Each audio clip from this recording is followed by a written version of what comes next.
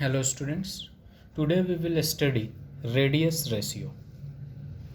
Okay, radius ratio को हम denote करते हैं आर से, ठीक है। और रेडियस रेशियो होता क्या है?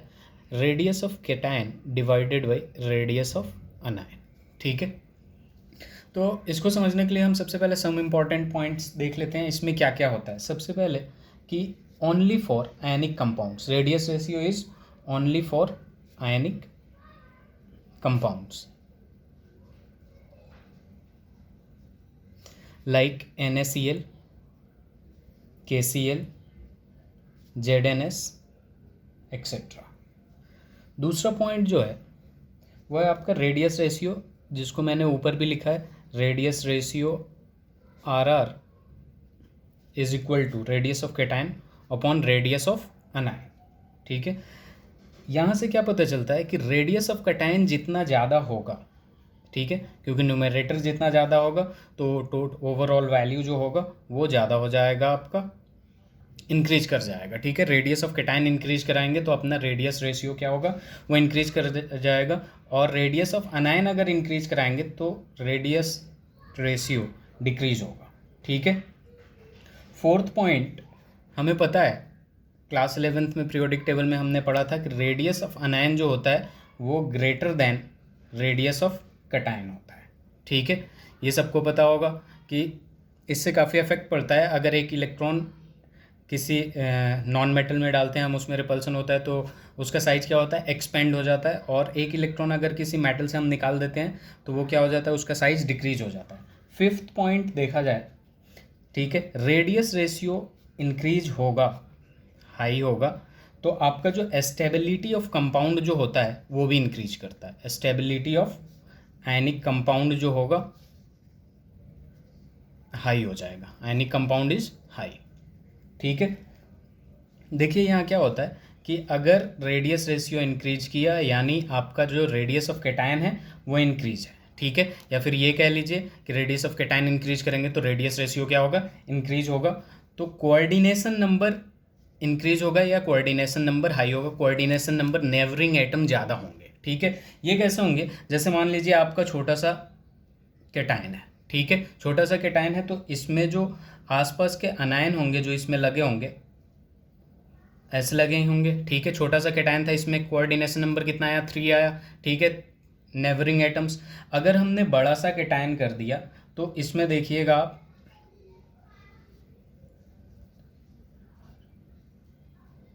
ठीक है, तो इसमें जो अनायन है वो नंबर ऑफ अनायन इंक्रीज हो गया कि नहीं। तो कैटायन का साइज बड़ा होगा, रेडियस रेशियो इंक्रीज करेगा तो कोऑर्डिनेशन नंबर भी क्या होगा, इंक्रीज होगा, ठीक है। रेडियस रेशियो पढ़ने से पहले हमारा 3 एजम्पशन होता है और 3 important point about stability of ionic compound, ठीक है। उसको जब हम देखते हैं, देखिए ये 3 पॉइंट्स क्या क्या हैं, ठीक है, और इसी को फॉलो करके हम रेडियस रेशियो कैलकुलेट करते हैं, ठीक है। 3 points of stability of compound, ionic compound, ठीक है। सबसे पहला पॉइंट है cation and anion assume to be spherical in shape, ठीक है। कैटायन और अनायन किस शेप में होना चाहिए, spherical, and must be touching each other, यानी कैटायन और अनायन एक दूसरे को टच कर रहे हो, ठीक है। दूसरा पॉइंट है anion generally will not touch to other anion, ठीक है, यानी अनायन अनायन में जो है वो टच नहीं करेगा, क्योंकि देखिए अनायन अनायन नेगेटिवली चार्ज्ड है और जब वो टच करेगा तो उसमें रिपल्सन आएगा, रिपल्सन आएगा तो अनस्टेबिलिटी बढ़ेगी। और हम इसकी बात किसकी कर रहे हैं, स्टेबिलिटी ऑफ आयनिक कंपाउंड की बात कर रहे हैं। थर्ड पॉइंट है cation must be surrounded by maximum number of anion, ठीक है, एंड वाइस वर्सा। जितना ज़्यादा अनायन से घिरा हुआ होगा कैटायन उतना ज़्यादा स्टेबिलिटी होगी, ठीक है। अब देखिए हम इसका कैलकुलेशन कैसे करते हैं। यहाँ रेडियस रेशियो है, ठीक है, तो इसमें ध्यान रखना आपको कि रेडियस रेशियो में जो अनायन होता है, ठीक है, अनायन जो होता है वो लार्जर साइज, ठीक है, लार्जर साइज, ठीक है। और अनायन जो होता है वो पैकिंग होता है। और पैकिंग क्या होता है आपका, जैसे आपका FCC हो गया, ठीक है, FCC हो गया, BCC हो गया, HCP हो गया, ये सारी चीज़ें क्या है, पैकिंग है, ठीक है। अनायन जो होगा वो लार्जर साइज का होगा और ये पैकिंग के काम आता है, ठीक है, यानी सराउंडेड होता है। और जो कैटायन होता है ये हमें पता है कि ये स्मॉलर साइज का होता है, ठीक है। कैसा होता है, स्मॉलर साइज का होता है। और ये जो होता है वॉइड बनता है, क्या बनता है, वॉइड बनता है। जैसे कि मान लीजिए मैं एक कार्टून ले लिया और इसमें मैंने ऐसे ऐसे अनायन रख दिए, ठीक है।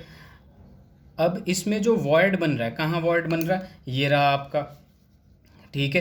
तो ये क्या होगा आपका, ये कैटायन होंगे, और ये वाले जो बड़े बड़े हैं ये क्या हैं आपके, अनायन है। ठीक है। रेडियस रेशियो कैलकुलेट करने के लिए जो अनायन होते हैं वो आपका फिक्स होते हैं। क्या होता है, फिक्स होता है। और जो कैटायन होते हैं आपके वो वैरी करते हैं। कैटायन क्या करता है, वैरी करता है। और इसी कैटायन से हम क्या करते हैं, रेडियस रेशियो को कैलकुलेट करते हैं। ठीक है। रेडियस रेशियो क्या करते हैं, कैलकुलेट करते हैं। ठीक है। रेडियस रेशियो अगर डिक्रीज होगा, ठीक है, इसका मतलब स्टेबिलिटी क्या होगी आपकी, वो भी डिक्रीज करेगी। ठीक है। इसका मतलब कोऑर्डिनेशन नंबर भी क्या होगा, डिक्रीज होगा, क्योंकि रेडियस रेशियो जब इंक्रीज कराते हैं तो स्टेबिलिटी इंक्रीज करती है, और रेडियस रेशियो जितना ज़्यादा होगा कोऑर्डिनेशन नंबर उतना ही ज़्यादा होगा। ठीक है। तो देखिए जब हम यहाँ कैलकुलेट करते हैं तो सबसे पहला पॉइंट मैं लेता हूँ। ठीक है। सबसे पहला पॉइंट ले लेते हैं, एक सबसे छोटा सा मैंने कैटायन ले लिया। ठीक है। एक पॉइंट ले लिया, जिस ये कैटायन हो गया आपका छोटा सा एकदम। ठीक है। अब इसमें जब हम देखते हैं बड़ा सा अनायन जब इसके सराउंड करते हैं, सराउंड, ठीक है, एक, और ये क्या हुआ, एक, दो हो गया। ठीक है। अगर हम इसमें तीसरा बनाने की कोशिश करेंगे, ठीक है, तीसरा इसके पास बनाने की कोशिश करेंगे, तो यहाँ पे जब हमने एजम्पशन लिया था कि anion generally will not touch to another other anion, ठीक है, तो इसमें टच कर गया। ठीक है। तो इसकी अनस्टेबिलिटी बढ़ गई। ठीक है। इसलिए यहाँ पे जब भी कोई छोटा कैटायन होता है, ठीक है, तो उसका जो शेप होता है वो क्या आएगा, लीनियर आएगा। क्या आएगा आपका, लीनियर आएगा। ठीक है। और जब हम तो उन तीनों पॉइंट्स को सेटिस्फाई करने के लिए यहाँ सेटिस्फाई नहीं कर रहा है। ठीक है। तो यहाँ जब देखेंगे, जब एकदम ही छोटा कैटायन होगा तो उसका स्ट्रक्चर क्या हो जाएगा, लीनियर हो जाएगा। अब दूसरा देखते हैं, कैटायन का थोड़ा साइज बढ़ा देते हैं। ठीक है। जब हम कैटायन का थोड़ा साइज बढ़ाते हैं, ठीक है, ये रहा आपका कैटायन, तो यहाँ देखिए कैसा होगा, ये एकदम ज़रा सा भी टच नहीं करेगा, एकदम माइन्यूट डिफरेंस होगा दोनों में, तीनों एटम में एक दूसरे में। ठीक है। ठीक है। जब सही से बना ड्राइंग कर रहे हैं हम, ठीक है, तो ये इससे क्या हुआ कि जब कैटायन का साइज हमने बढ़ाया तो उसके आसपास के एटम जो सराउंडिंग है वो भी इंक्रीज कर गए, यानी कोऑर्डिनेशन नंबर इंक्रीज कर गया। ठीक है। यहाँ पे हमने क्या कर लिया कि ये जो छोटा वाला है इसका जो रेडियस है वो छोटा आर है, और इससे जो अनायन है उसका जो रेडियस है वो क्या है, हमने कैपिटल आर ले लिया। ठीक है। और इस सिचुएशन को हम कहते हैं क्रिटिकल सिचुएशन। ठीक है। क्रिटिकल सिचुएशन का मतलब ये हो गया कि यहाँ पे जो अनायन है एकदम माइन्यूट डिफरेंस है, इन दोनों के बीच में जो डिस्टेंस है वो बहुत ही कम है। ठीक है। अब यहाँ पे देखिए क्या करेंगे हम कि इसके सेंटर से यहाँ पे इसके सेंटर तक लाइन खींचा हमने, और इन सेंटर्स को हमने ज्वाइन कर दिया। ठीक है। अब देखिए इसका जो रेडियस होगा छोटा वाला आर, और इसका जो रेडियस होगा बड़ा वाला आर, तो ये टोटल डिस्टेंस जो होगा वो क्या होगा, आर प्लस आर होगा, आर प्लस आर हो जाएगा। ठीक है। अब यहाँ से हमने क्या किया, इस पर एक परपेंडिकुलर ड्रॉ कर दिया। क्या किया, परपेंडिकुलर ड्रॉ कर दिया। अब इस सिचुएशन को मैं बाहर निकाल रहा हूँ। ठीक है। ऐसे है आपका। ठीक है। तो ये देखिए ये सारे साइड्स इक्वल हैं, तो ये एंगल 60 डिग्री, ये भी एंगल 60 डिग्री, तो ये वाला एंगल कितना हो जाएगा आपका, 30 डिग्री हो जाएगा। और मैंने क्या किया कि यहाँ से इसका एक परपेंडिकुलर ड्रॉ कर दिया 90 डिग्री। ठीक है। 90 डिग्री ड्रॉ कर दिया। अब ये वाला जो साइड है वो क्या है, आर प्लस आर है, जिसको हम हाइपोटेन्यूज कहेंगे। ये वाला जो साइड है उसका क्या हो जाएगा, आपका बेस हो जाएगा आर। ठीक है। तो यहाँ पे हम क्या लगा देते हैं, cos 30 degree. cos 30 degree is equal to क्या हो जाएगा, बेस अपॉन हाइपोटेन्यूज, पता है आप लोगों को। ठीक है। बेस अपॉन हाइपोटेन्यूज होता है cos 30 डिग्री, और cos 30 डिग्री का वैल्यू कितना होता है आपका, √3/2। ठीक है। बेस का वैल्यू क्या है, आर है, हाइपोटेन्यूज का वैल्यू क्या है, आर प्लस आर है। ठीक है। तो यहाँ पे अब हम रेडियस रेशियो निकालेंगे। कैसे निकालेंगे, अब देखिए यहाँ पे r इज इक्वल टू क्या हो जाएगा, r प्लस आर इंटू √3/2।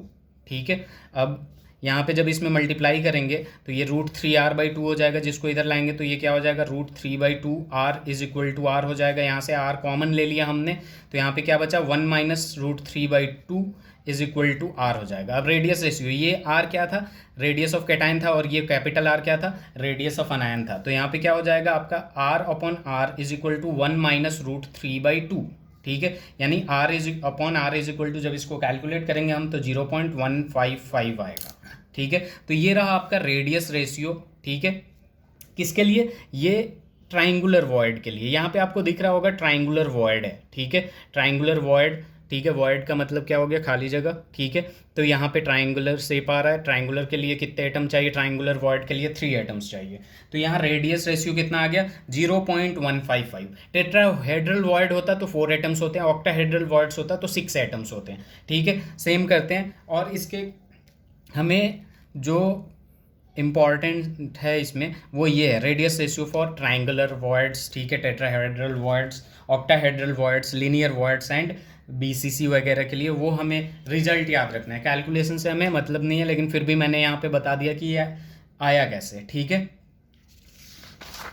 तो यहाँ पे मैं ये भी लिख दे रहा हूँ, टेट्राहेड्रल वॉइड के लिए कितने एटम्स की ज़रूरत पड़ती है, टेट्राहेड्रल वॉइड के लिए 4, ऑक्टाहेड्रल वॉइड के लिए, ये सारी चीज़ें हमने पिछले लेक्चर में पढ़ चुके हैं, ठीक है। अब यहाँ एक हम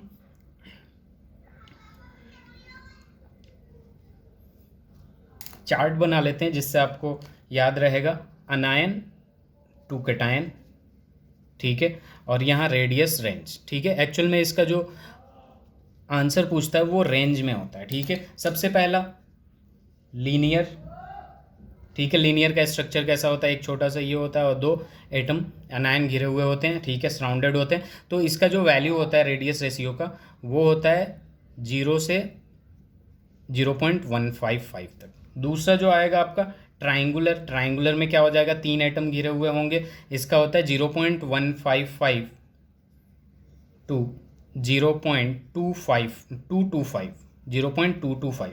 थर्ड जो आएगा आपका ऑक्टाहेड्रल, टेट्राहेड्रल आ जाएगा, उसके बाद ऑक्टाहेड्रल लिखेंगे, टेट्राहेड्रल, ठीक है। तो यहाँ पे आ जाएगा 0.225 टू 0.414।